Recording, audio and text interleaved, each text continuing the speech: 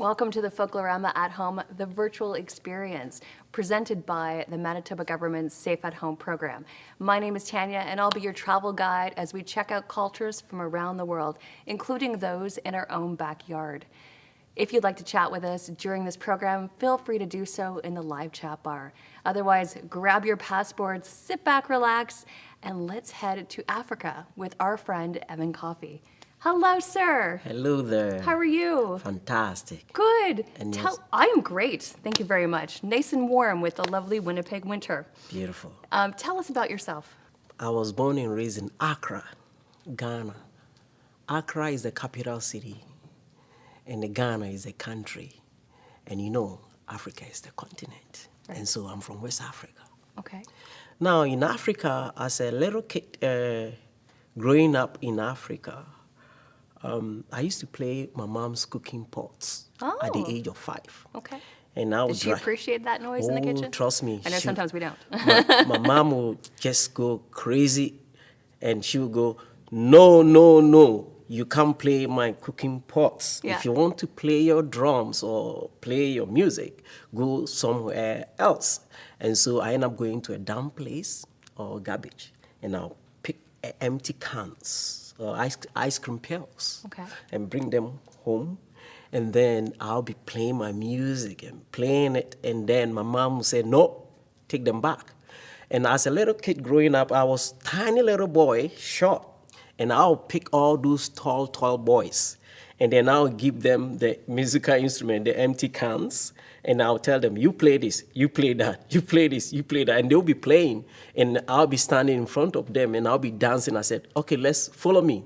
So in the village, the kids will be following me. Within a few minutes, I get all the kids on board, and then they will be following me. Did you have formal teaching or just something in you? In that you just as a knew? kid growing, this is like my childhood background. Yeah. Now, as I was growing, and somewhere in grade 8, grade 4 or 5 in school, that was Methodist school, and the school ordered that every class have to come up with something like a entertainment or a routine or a dance play to represent a class. Okay. So I was picked to represent my class. And by then, you know, I'm already into the dance move and all this. And then something came up on my mind, and it's like, no, my cousins, my friends, everyone will be there, and they will laugh at me. So I ended up I took off and ran hiding under the rec room somewhere under a table. And this poor teacher looking for me, Evans, where are you? Where are you? Where are you? Come. It's our time or our turn, go and represent us. And you were scared? And I was scared, crying. And then my teacher said to me, Evans, come out. Why are you crying? And I said, teacher, because my cousins, my friends, everyone will laugh at me. And he said, sit down. Shy is not good. When you are shy, you shut the door to yourself. Go up there and do the dance and make us proud. So I listened to my teacher, and I went there. And when I went there, I did the dance, and then after that, a stranger came from the audience, said to me, excuse me, sir, can I have this boy? Not knowing the government pick about a few of people to that little town to pick me, kids that they are good in music and dance. Right. So they picked me all the way to the capital city, little town called Dodua. And then I have to live with my grandparents. So living with them and then I end up meeting Pasolo. Pasolo was one of the member from the Ghana Dance Ensemble company, and he also owned his own private group. So we did a show, and then they said, okay, the dance company wants some traditional members or little group or kids that they are good, and so that they can include them in the National Dance Company. So I ended up picked from there. And after the school. How old were you at that point? From that point, then I have already done school, so somewhere between my early 20s. Okay. 20, yeah. And then picked me from there all the way to the Legon Institute of African Studies, where that is where the National Dance Company based. Wow. And it's like a research institute. And the people from, like you, come from all over the world. When you come there, we will be your entertainers or one of the instructors to teach you some of the dance. I was there, I learned the dances from them, and also I end up I end up visiting the villages, learning from them as well. And then all over Africa or just in Ghana. Ghana? Okay. Yeah, because in Accra we have about over 280 something to 300 languages spoken over there, and different tribes and dialects over there. And so the music there is bigger. And so going to Africans Institute of African Studies Dance Ensemble, Legon, that brought a lot to me. And that brought me, year 1989, we had opportunity touring across Canada. Oh. And then that was summertime. And so when we hit Winnipeg, my community asked me to come. We did a show actually, and then everything went well. At it used to call Playhouse Theater. Right. And then we hit the town and some. What did you think of Winnipeg when you When came? I first came, it was beautiful summertime and the green grass and everything. So warm. It's warm. And so, I mean, having opportunity in Canada and a beautiful warm country, I was like, oh, this is it. I love it here. And so after the event, everything, I went back to my country. And then my community brought me back here because they like my Your gifts that you have. gift that I have. And then I end up coming in November. Oh boy. 11th November 1991, and I have no idea about winter, and I didn't do my research. They didn't tell you either. Yeah. So when I arrived in Toronto, it was midnight, and so they asked me to go stay overnight, and then early in the morning, then I have to take a plane to Winnipeg. And so I stayed, and then in the morning, I board the plane to Winnipeg.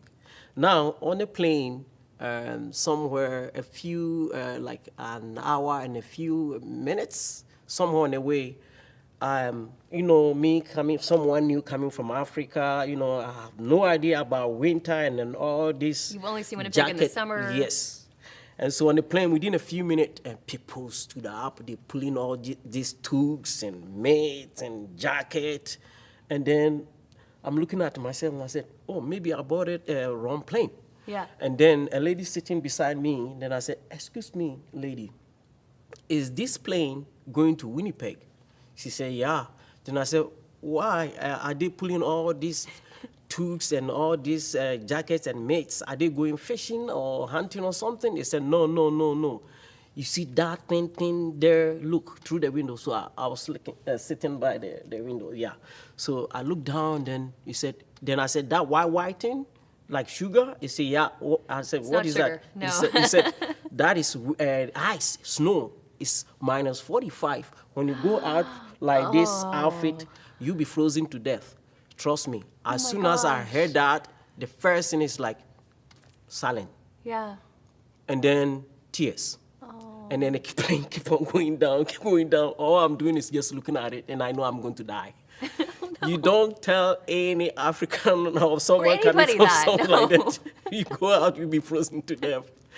And so the plane We say landed. that to scare our children, but that's a whole other thing. Yeah. And so the first thing that I thought on my mind that, I'll miss my mom and my family and everyone, and I started crying. The plane landed peacefully. And then, you know, I got out, and even I forgot about my luggage, everything. And then I went back to the plane, how would you call it again? The ticket agent? The ticket agent. Yeah. Thank you so much. No problem. And then I said, excuse me, can I have a return ticket back to Africa? The lady said, oh, why? You just came in. You are not even here yet. Why are you going back? And I said, well, a lady told me on the plane that when I go outside, I'll be frozen to death. And so I don't want to die. I'm going back to Africa. What did she say? And then she said, oh, no, who are here to, support you or to bring you out or welcome you? And then my community people came shortly. And then they said, Evans, we here. And then they brought you they brought jacket with few. them. And then even there, they have to convince me, like, you know, it's cold and all that. It wasn't easy at the airport. Yeah. But at the end, I end up came out and I was frozen and I have a bigger lips. And so my mouth, I can't even speak the English because when your lips are frozen, you can't speak well. Right. So how did you get to bring your drums and all your teachings here? Very good. So when I was coming, I knew that I'll be doing some of music and all that. And so I brought a few of them with me in the xylophone, about 10 of them, 10 pieces. And then somewhere in the way, I'm working hard and sometimes I'm sleeping at work, I'm getting late and I'm too much going on and somewhere they lay us off. Oh, no. And so when they lay us off, and then I went on EI, and then I forget my counselor's name, but he was a nice white man, and he advised me that, Evans, you know what? You are a young guy. Why don't you go to school and take something or learn something while they lay you off, and the government will support you? So I end up going to, there used to be a school on Logan called Logan Literacy Programs. Okay. And so I took that, and so that I can manage myself to do African drumming and dance there. So that is where the whole thing startup it began from. And then from there, I joined the, I met Kat Smile, Jay Stoller, and all that, Emil Bissac. We formed a group, and we started playing in the city, and people loved the music, and we were doing well. And then somewhere I introduced to Manitoba Art Council, then I joined, and then somewhere here comes Folklorama, boom, it's like all the family, the puzzles is coming together, and then I met Chris and all that, and now today I'm with Folklorama. So how long have you been with Folklorama? Oh boy, it's over 20 years. Wow, this is amazing. And what are you going to show us today? Well, today I brought some beautiful, huge xylophone, Oh. and then some talking drums and Talking some, drums. oh yeah, and some rattles or maraca, Okay. and some bells and conga, djembes, and kahun, the box, and myself, and some dance. So I have varieties to share with you. Perfect. Well, let's get started. Let the adventure begin. Hello everyone, this is the xylophone from Accra. On top of the xylophone, these are the keys. And the keys here are from mahogany tree. The bottom is the gourds, and the gourds are the resonators. Now over here, I'm going to play a little song for you, and the echoes of the jungle.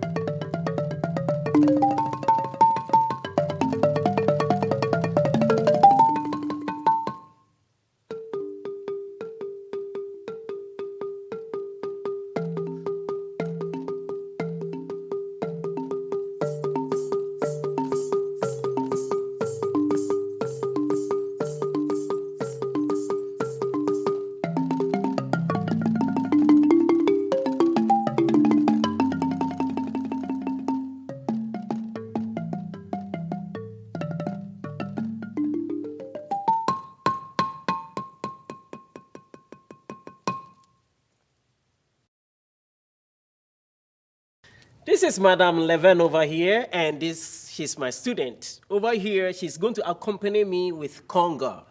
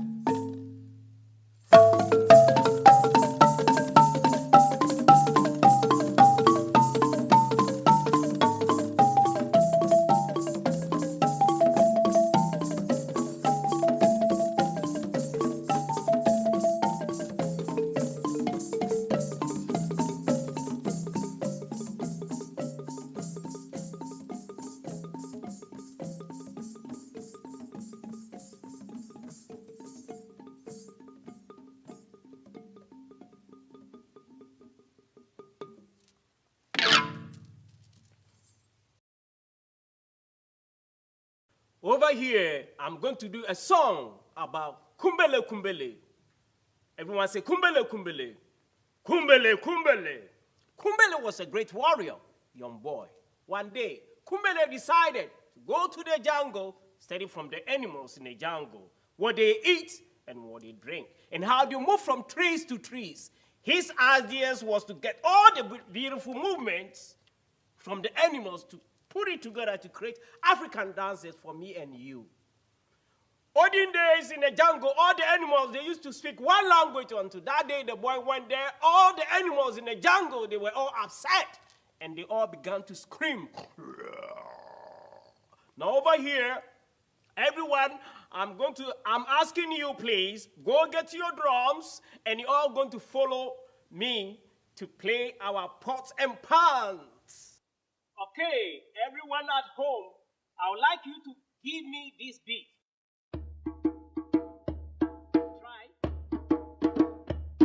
Like that. Oh yeah. Keep it up.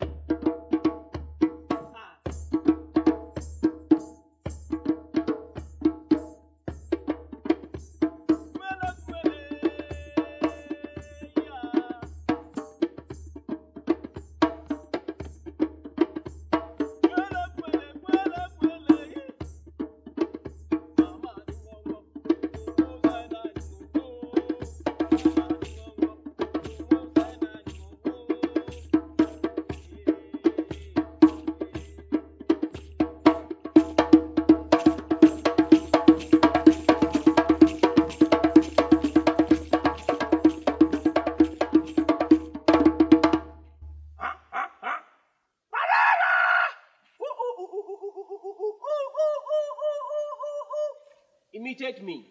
One more time. Me first.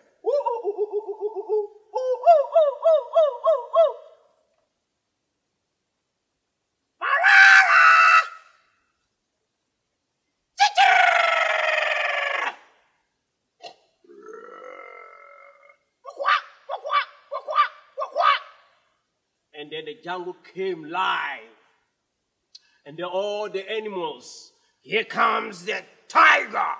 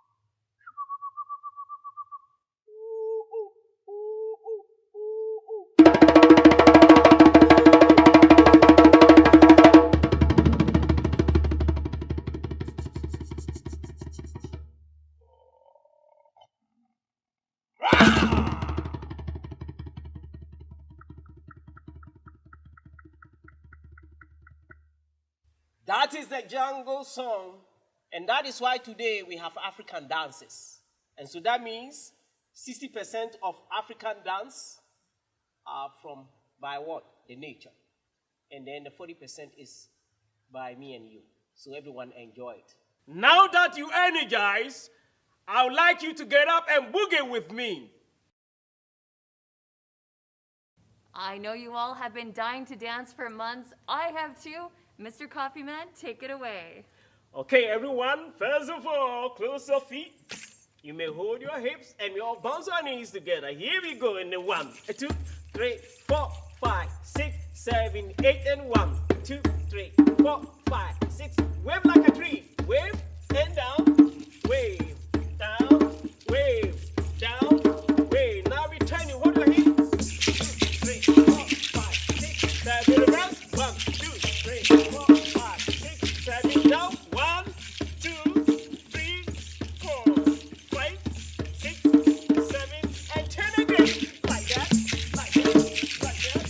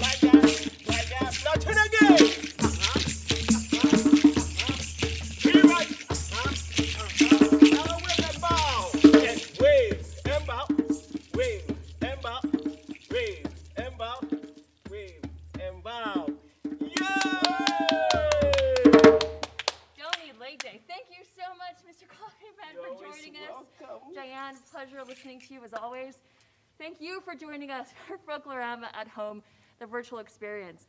Check out what's coming up next week at folklorama.ca. Have a great day. Trying to catch my breath.